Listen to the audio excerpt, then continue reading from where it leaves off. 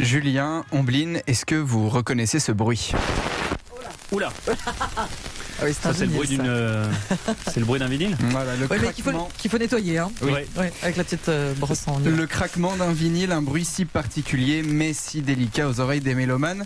Mais ce matin, je viens vous dire qu'une catastrophe est peut-être sur le point d'arriver. Jeudi dernier, en Californie, un incendie a ravagé l'usine d'Apollo Masters, une usine qui fabrique de la laque. De la laque, oui, mais pas n'importe quelle laque. Apollo Masters Corp était l'une des 2 seules entreprises dans le monde à produire la laque utilisée pour les masters audio qui permettent de créer les disques vinyles. Aïe. Oui, un incendie qui inquiète les professionnels et ce n'est pas peu dire. Interrogé par le célèbre magazine musical américain Billboard, le président d'une société californienne de pressage d'albums vinyles prévoit un vinyle guédon. Selon lui, Apollo Master fournissait 80% de la laque utilisée pour les vinyles dans le monde, un quasi-monopole. Sur Twitter, la société canadienne Duplication n'est pas plus optimiste.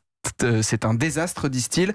Il va y avoir une pénurie et des usines vont devoir fermer ou réduire et ralentir leur activité pendant un moment.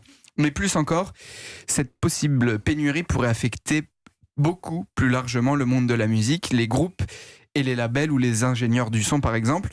Une catastrophe industrielle est peut-être envisageable pour ce marché qui se porte très bien, contrairement à ce qu'on pourrait penser. En France, il représente 1/5 des ventes physiques de musique. Aux États-Unis, 1/4 des albums physiques vendus sont des vinyles. Voilà, le retour du vinyle qui est malheureusement menacé par cet incendie. Et c'est une vraie menace, hein. Vraiment.